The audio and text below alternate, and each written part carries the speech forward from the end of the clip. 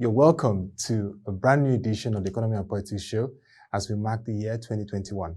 Welcome to what promises to be a very interesting year today, Monday, January 4th, 2021. Let's first give you the key focus of today, which is the review of top socio-economic events that occurred in 2020. And of course, we'll have time to look at some activities or developments to watch in 2021. But before we begin with that, we'd like to give you the big story that occurred over the previous week into the weekend. Exactly Thursday, 31st December 2020, the last day of the previous year, President Muhammadu Buhari, GCFR, signed the 2021 budget into law. With an estimate of 13.588 trillion naira, the budget will now be implemented this year. This continues to show the commitment of the administration to sustaining the January to December budget cycle. The budget was signed in the presence of Vice President Professor Yemi Osibanjo, Senate President Senator Ahmed Lawan, and House Speaker Honorable Femi Gbajabiamila. From the estimate, capital expenditure will go up 4.1 trillion naira, while statutory transfer will account for 496.5 billion naira. Recurrent expenditure will go up 5.6 trillion naira, while debt servicing will take 3.32 trillion naira. President Muhammadu Buhari also signed the Finance Bill 2020 into law, which will provide some succor to businesses in the country.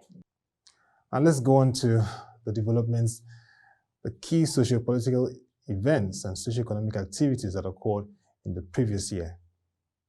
Of course, it's no longer news that 2020 was shaped by the outbreak of COVID-19 virus, which became a global pandemic by March 2020. Nigeria and other countries in the world were affected by this, and it led to the setup of the Presidential Task Force on COVID-19. Throughout the period, the task force was saddled with the responsibility of briefing Nigerians on the measures taken to mitigate the risk of COVID-19 and reduce the spikes, which became daily statistics given to Nigerians across states. It also led to work between the Presidential Task Force and state governments, ensuring that the spike of coronavirus did not become a total situation that plunged the economy or the country into crisis. Amidst that, there were lockdowns. The first lockdown started in March into June, and then the next phase was between June to July period. It started easing from the month of August. And during this period, the private sector participated actively by providing what we call makeshift health centers and camps to ensure that patients of the coronavirus were attended to appropriately. During the period, the Central Bank of Nigeria mobilized various key players in the private sector to support the cause of addressing COVID-19 through what is called the Coalition Against COVID-19, CACOVID. It realized over 25 billion naira, which was part of the measures deployed for healthcare and also for palliatives, which were meant to be distributed to people across the nation, households and businesses. The Central Bank of Nigeria also rolled out interventions running to trillions of naira. The first level was the 50 billion naira domiciled in the NISAL, the Nigerian Insurance Risk for Agriculture, NISAL. That fund was targeted at households and businesses. Also, there were supports for the healthcare sector to come up with innovations and measures to combat the COVID-19 virus. About 100 billion naira was earmarked by the Central Bank of Nigeria in that regard. Several other interventions covered the sectors of the economy, and this, working with the federal government, tuned into about 2 trillion naira just to provide succor for the economy. The Central Bank of Nigeria also provided succor measures like reducing the interest rates from 9% to 5% and also giving a one-year moratorium to businesses that needed to repay their debts. In all, the Central Bank of Nigeria, working with fiscal policy, ensured that there were enough supports and interventions to help various businesses and households that were affected by the coronavirus infection. Also, the state governments took measures from Lagos State, which set up its coronavirus task force, with Governor Babajide Sanwo-Olu taking the role as the incident commander. Various states across the country used the opportunity to set up their isolation centers and also saw the need to invest in healthcare, with Lagos State taking a new resolve to lead with over 18% of its budget going to healthcare. Indeed, the coronavirus infections, which had a reduction in terms of the spike due to the lockdowns, has shown a second wave concern, not just in Nigeria, but across the globe. And measures have been taken as President Muhammadu Buhari extended the mandate of the Presidential Task Force on COVID-19, chaired by the Secretary to the Governor of the Federation, Mr. Boss Mustafa, to this year, March 2021. And so, during this period, the 4th of January to March 2021, we'll be watching and monitoring the activities and briefings as the Nigeria Center for Disease and Control has warned of possible hikes or spikes in the COVID-19 cases in the country. It remains a huge concern, and this is why the governments at the subnational level, the federal government, has continued to advise the public, businesses, households, faith-based organizations across board to play their role in ensuring that the protocols of COVID-19 are adhered to mitigate the risk and reduce its cases. This also extends to plans to ensure that in terms of aviation, the flights from countries that have already incident cases or second surge of these cases is reviewed to protect Nigerians from the spread. The second major development, apart from COVID-19, that was a very big story and of course shaped the year 2020 in Nigeria, was the economic recession alongside challenging economic indicators. In third quarter 2020, the National Bureau of Statistics released the result or the report, GDP report for Nigeria's economy, which showed that it contracted by minus 3.62%, meaning that for a second consecutive quarter, it recorded a negative growth, which technically showed it was in a recession. Several sectors who are supposed to naturally build growth for the economy contracted, from the trade part even down to manufacturing. But several sectors that continued to show prospects of driving growth in the economy included the information and communications technology, construction, the music, motion and entertainment space, and also the agri sector. This showed that there's a lot that has to happen to kickstart Nigeria's growth and deepen the economy, which was a challenge, getting the effects of COVID-19 and also the challenge of basic interventions required for the economy to come on board. Don't forget that during this period, various activities affected the economy's ability to grow because of the impact of COVID-19 and also the impact of the interventions in the economy. Also, in the year 2020, we witnessed a steady rise in inflation. Inflation continued to rise till November, the latest update, which showed that it was 14.23%. This, of course, is attributed to some of the policies like the border closure, to various factors affecting food production and the COVID-19 impact on logistics for food supply across the country. This, of course, was a major concern to the Central Bank of Nigeria and fiscal authorities, finding every way measure to address the rising tide of inflation and contributed to part of the challenging economic indicators in Nigeria. In third quarter 2020, we also got the update from the National Bureau of Statistics that Nigeria's unemployment was pegged at 27.1%, showing that unemployment is steadily on the rise and needs to be addressed in the country. This again brought to the fore the need for government at the federal, state and local level and private sector to work together to explore ways of creating jobs and also sustaining the jobs that were threatened by the COVID-19 pandemic and challenging economic indicators.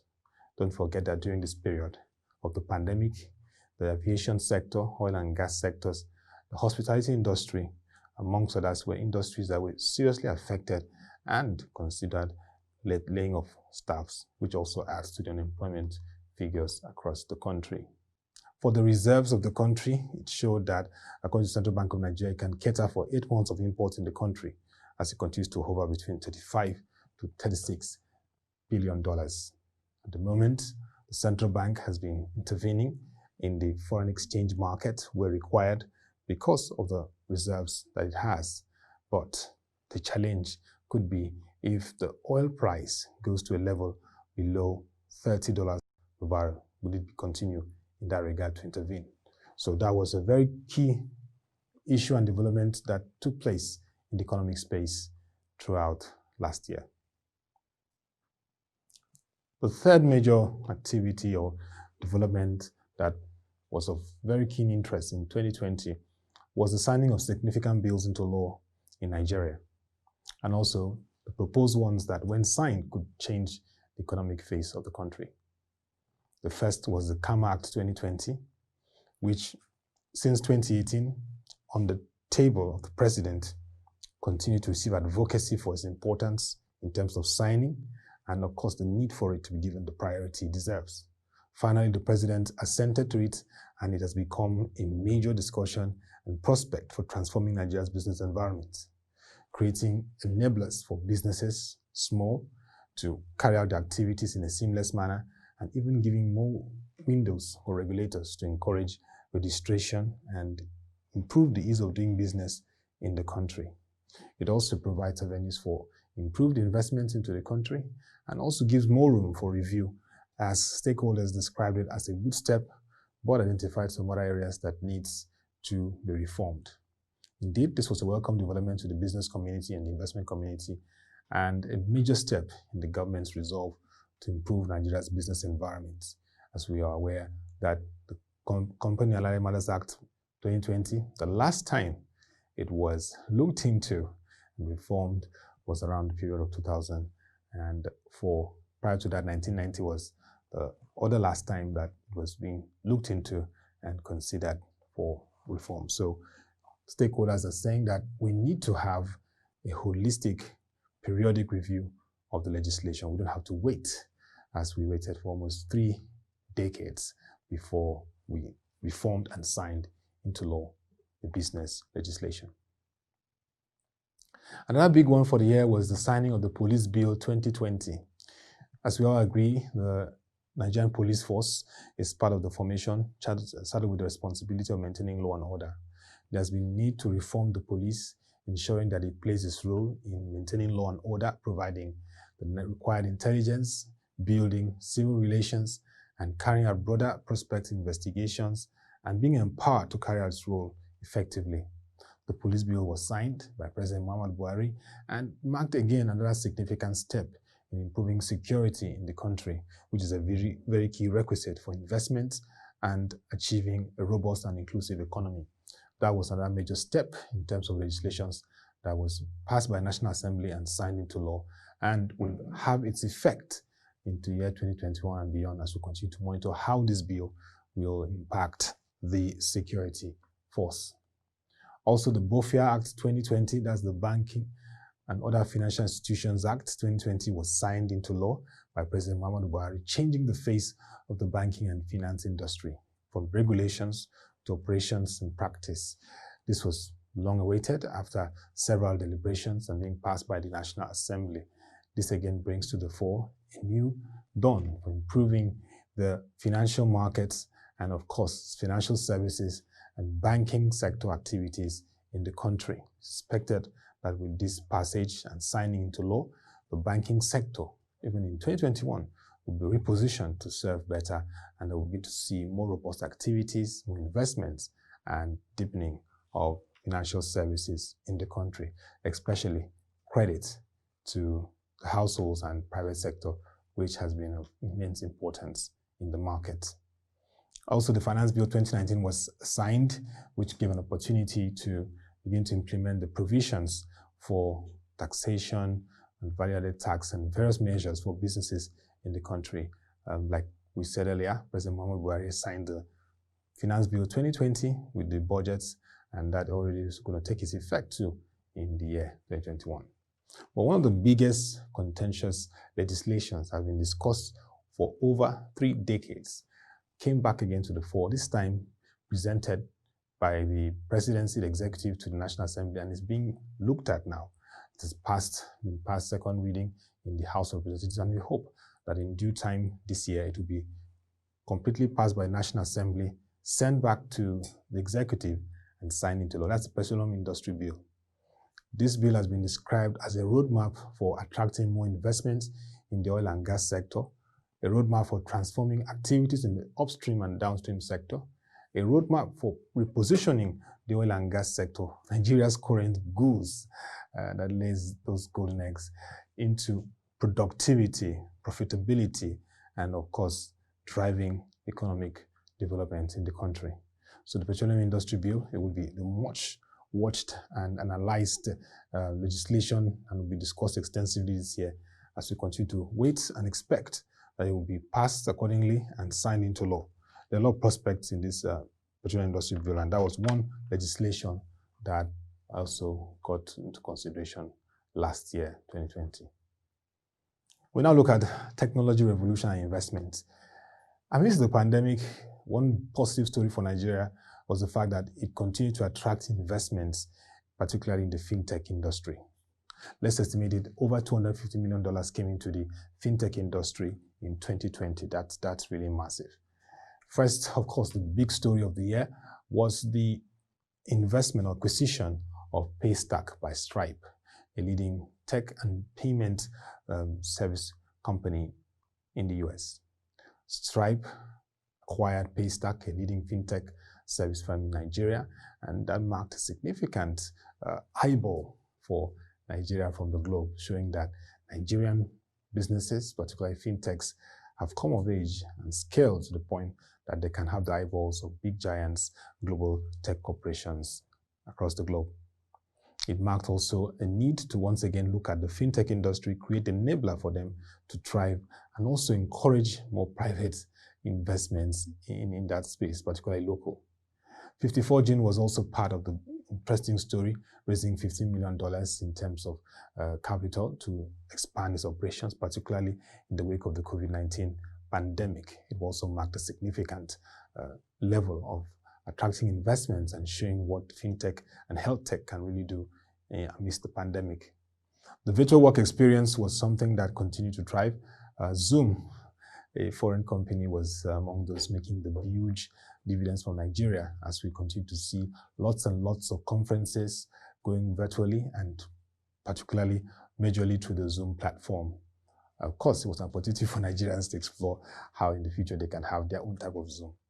But a major development in 2020 was the need to link the national identity number with the, of course, NIMC, NIN, and SIM cards. Don't forget that last year, President Muhammadu Buhari approved for the integration of the National Identity Management Company under the Ministry of Communications and Digital Economy. So the minister, Dr. Issa Pantami, reiterated that order for the linkage of the national identity number with the SIM cards. Now, according to him, this was an agreement between all stakeholders since February in 2020, but the implementation was very slow, and therefore the need to begin to ensure that was done came up again by October to November, though Nigerians and other stakeholders felt that the timeline initially of 3 weeks was too short. They've extended it till late in January, and we will want to watch again if there will be another extension, as the crowds we're seeing at various enrollment centers of NIMC shows that there's a huge concern. One, if they can meet up with this deadline, and second, on the spike of coronavirus, where there's a need to reduce gatherings across the country that could spike the pandemic. The next part of what happened in 2020 of interest was labor and industrial relations in Nigeria. First, of course, was the Nigeria Labour Congress and Trade Union Congress that had their face-off with the federal government over the hike in the Petroleum Motor Spirit, Premium Motor Spirit, PMS, or what you call fuel, and the increase in electricity tariff, reflecting a cost-reflective tariff system. The Nigeria Labour Congress and the TUC had its initial move for an industrial action, but after painstaking meetings and engagement with the Ministry of Labour, agreed to call off the industrial action and, of course, wait on the federal government and its team to carry out measures to ensure that it does not affect the citizens and the masses. So far, a committee has been set up by the federal government with all stakeholders involved to review the petroleum pricing model and its effect. But also, some steps were taken to ameliorate the impact of the tariff hike in electricity and the PMS pump price increase. Of course, stakeholders have continued to show concern with the government's stance, but again brings to the fore the fact that the government is beginning to explore gradual deregulation, which of course is something that stakeholders and analysts are watching in the PIB if this will be fully materialized. The next phase of what happened in the year is something that really caught global attention, not just at the national level. Because of police brutality over the years and the fact that the level of injustice did not bring the required punitive measures for erring officers, and the fact that the judiciary and the systems required to bring those to book were not efficient in carrying out their duties as expected, Nigerian youth arose and decided that enough is enough in the level of police brutality.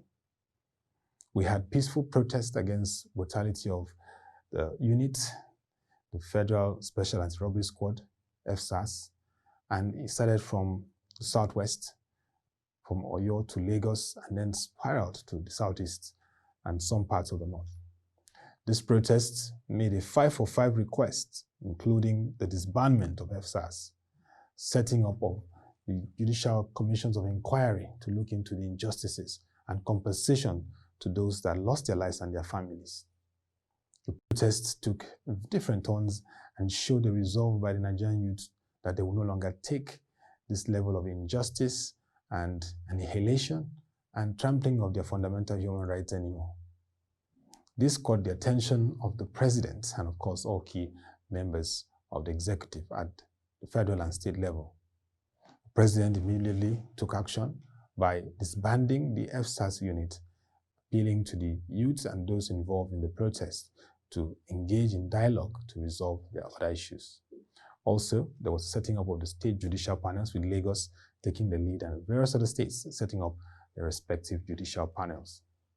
But everything came to a very challenging twist when Lekki Toll Plaza, one of the busy business highway points in Lagos, where the protest was like a central point, witnessed protesters even when the Lagos state government called for a curfew due to the destruction of properties which was hijacked by, I believe, hoodlums on the protest, witnessed a shooting incident by security forces. Initially there was denial, but later the military took responsibility. The case is still at the state judicial panel in Lagos, and as all eyes are watching how this would end, it's very important once again to show the resolve of the NSAS protesters who desired a change in the relations between security forces, whether it's police down to military, with the citizens. The violence and destruction of properties and looting of various shops was unfortunate because it affected households and businesses. But one of the very ugly revelations through this period was the fact that various stores that kept palliatives were put when people were really in dire need of support during the challenging period of the pandemic. Nigerians were irked by this development, and various warehouses across the state where palliatives were hoarded were looted, ravaged, and again showed the need for accountability in the relations between government and citizens. But lately, the federal government made some moves against the proponent of the NSAS. Some of the key actors alleged, of course, that they were being intimidated, the passports being withdrawn, and also there were issues of accounts being seized from the central bank. But in all, international community has continued to urge the federal government to engage with the proponents of the protest and to ensure that there's a full reform of the security forces to have a better civil relations.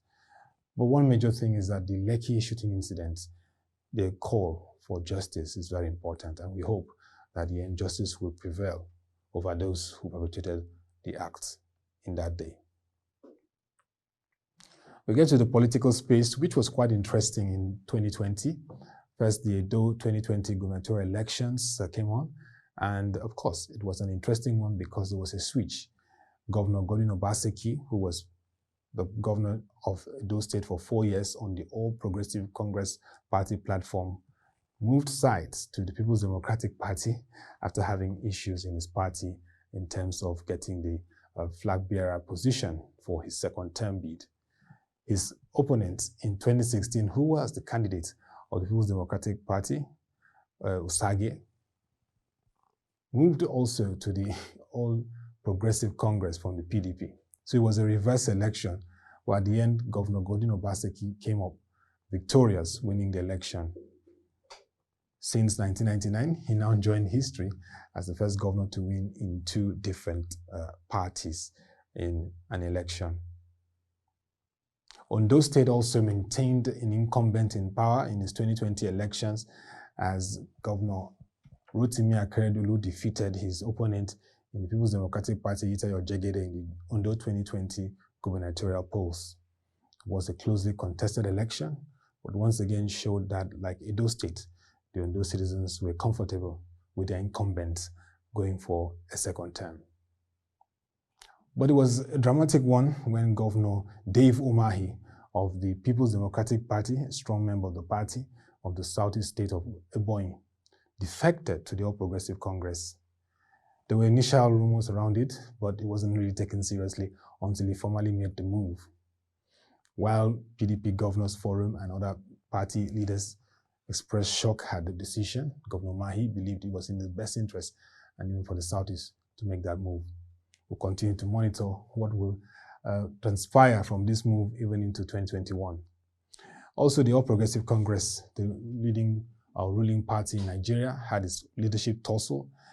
Initially, the party national chairman, Comrade Adams Oshomole, had to step down after the various issues occurred in the party, and the court ruled against his leadership.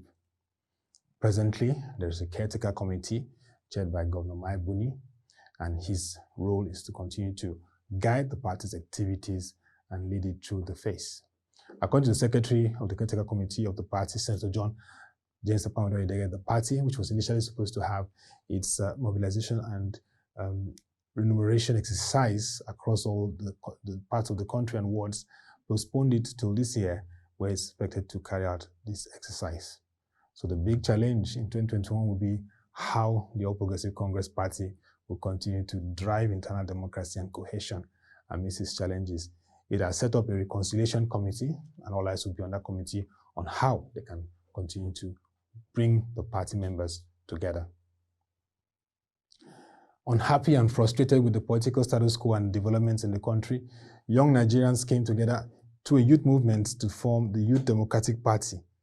They believe that the YDP has what it takes within the huge demography of youth in Nigeria to mobilize and present candidates that can compete and contest in the 2023 general elections. That was one of the big takeaways and offshoots of the NSAS protest. They believe that beyond protests, they can change the status quo, they can change the governance process through a very credible election process. And so the YDP is now a party that has emerged, and we'll be watching how they play out in 2021 down to the general election, the next one.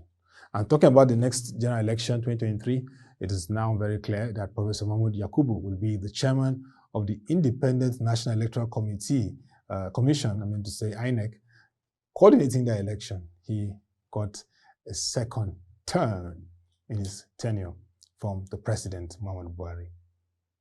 Now, Nigerians made strides at the international and continental stage. Amidst everything that happened, the pandemic, the recession, Nigerians made strides at the international stage. First is Dr. Ngozi Okonjo-Iweala, former Minister of Finance, who is a frontline candidate of the World Trade Organization Director General position. She is faced by South Korean counterpart, but she continues to be the major candidate that looks very likely to meet the next DG of WTO. Dr. Akinwumi Adesina, re-elected, yes, he got re-elected as African Development Bank president. He faced initial resistance, but he scaled through finally and has become the president again of the AFDB for his second term. Professor Benedict Orama, also a Nigerian, who got re-elected as the president of the Africa Export-Import Bank, Afrexim Bank, for his second term. That again is another very interesting story of Nigerians at the international stage. In entertainment space, Anthony Joshua retained his WBO title, of course, the Nigerian British boxer, doing the nation proud there in the international scenes. While Burna Boy, the music artist, once again for the second time got nominated for the 2021 Grammy Awards.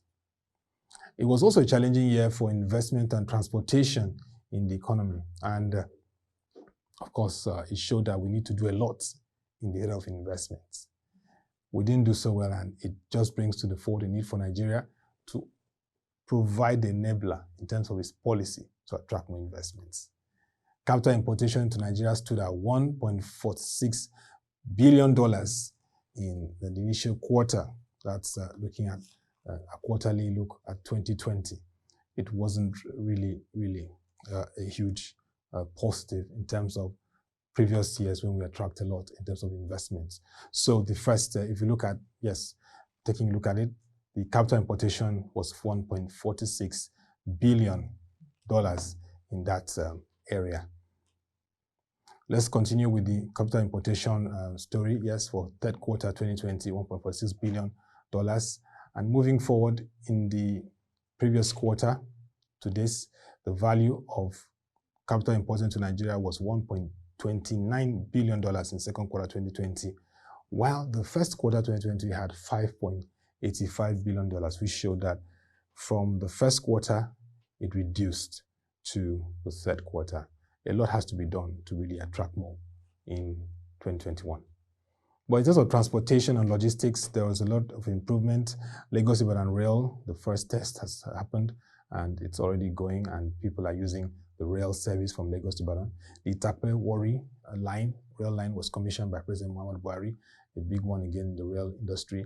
And Lagos State government, under the leadership of Governor Babajide Sanwo-Olu, is committed to resume work on the Lagos Metro Rail project. We'll continue to watch that. It was a big boost for Akwa Ibom State. The Federal Executive Council approved the Ibom Deep Sea Port, which will again be a major project that will help decongest the ports in Nigeria. It's more concentrated in Lagos, and that is why the Lagos State government has already made steps to take over the operations at the Apapa port, which is congested, and there are a lot of issues there. According to Lagos State governor, they'll take over operations, and so from this year, 2021, Lagos will be managing activities in that space. But let's get on to one very important aspect of the year, which was the challenge of insecurity. It really was a challenging year for Nigerian insecurity. Take example of Kankara in Katsina, where in the school, over 300 students were abducted, but after negotiations and engagement between government and the bandits were released. Boko Haram had various episodes of attacks in Borno State, particularly attempts on the life of the governor of Borno State, Professor Babagana Zulum, over 2 attempts. Also, bandits had ravaging activity in Kaduna State, Katsina, and even down to Yobe and Zamfara states. Even the southeast, southwest, and south-south, we saw kidnapping activities, cultists fighting, and also this raised concerns in terms of armed robbery. Towards the end of the year, we saw cases of armed robbery hitting parts of Akwa Ibom and Cross River. Again, the need for cohesion in security in the country. That's 2020, what really were some of the major key developments in the previous year. And then, of course, as we ramp up, we just want to assure our viewers our commitment to continue to provide insights in terms of our reports and analysis. We really appreciate your being part of this program, and like to reassure you again of quality in our coverage and reporting. Just to inform you once again that this new year, our Economy and Politics program will be weekly, so every Monday by 10 a.m. you join us to watch the program and continue to give you rich content, rich insights into developments across the country. There are interesting developments that we'll watch in 2021, and it's very important that we take note of some of those developments because of how they would shape our country. And we'll quickly take a few of that. First is that the COVID-19 management in Nigeria would be of key interest in the country. How we manage it would be very important. Like I said earlier, the Nigeria Center for Disease and Control has said we need to do a lot, all stakeholders, to ensure that we manage the spike. The Africa Continental Free Trade Agreement took off in effect in 1st January, that was Friday, over the weekend. How it is implemented, how we take it seriously across the continent will be very important.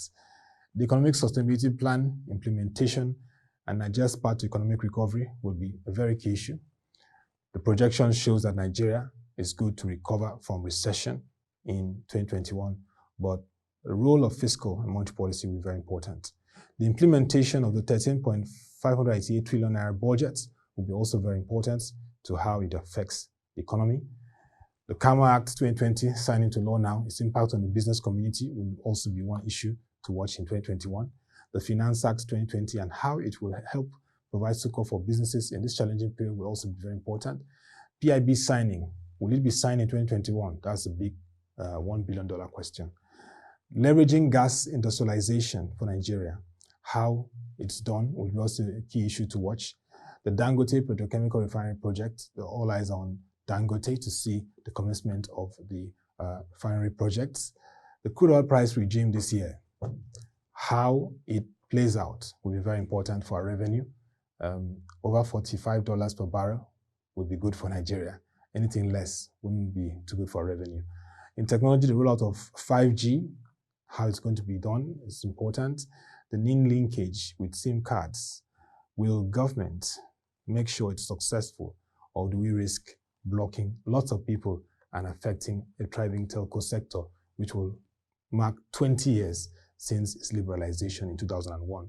Also, addressing the logistics issues in our power port will be very important in 2021. The Lagos-Ibadan Expressway project, will it be completed? That's a very big question. How serious is government in completing this project? The Third Mainland Bridge is still under work and construction. That completion is very key for logistics in Lagos. Securing the nation against terror. How prepared, how focused, and how strategic would the government be against terrorists, insurgents, kidnapping, and robbery? That will be very important. The monetary policy direction of the Central Bank of Nigeria, particularly the foreign exchange management.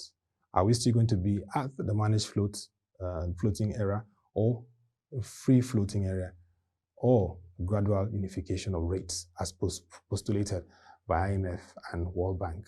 The power sector reforms, we continue to watch how the regulator, the NERC, and all stakeholders will drive it. And of course, sustainable financing is a big, big thing with, of course, the presidency of Senator Joe Biden of the US giving rise to sustainable financing. How will Nigeria key into that to begin to drive more sustainable development goals and financing?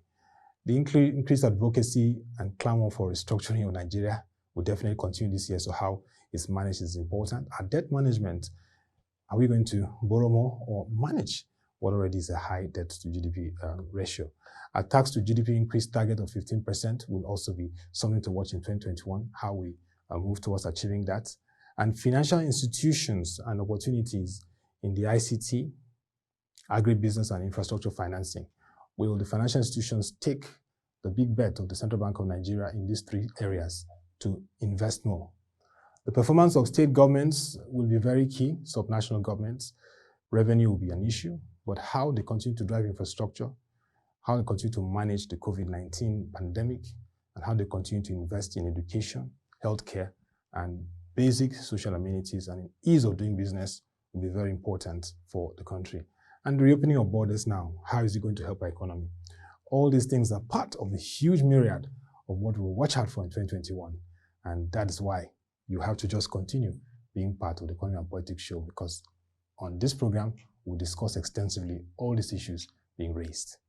If you're ready for 2021, I am, and you must get your seatbelt ready, because it's going to be a good ride to 2021 as we discuss all these very interesting topical issues that should get you clearer perspective across all sectors on the economy. That will be all for this edition of the first Economy and Politics show for 2021. You can visit our website, www.proshing.com, already flooded with perspectives, outlooks for 2021, and what to watch out for.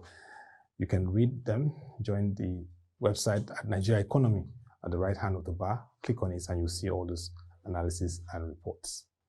Till we come your way again, thank you for watching. Have a nice day. Wishing you a very great 2021, and please stay safe.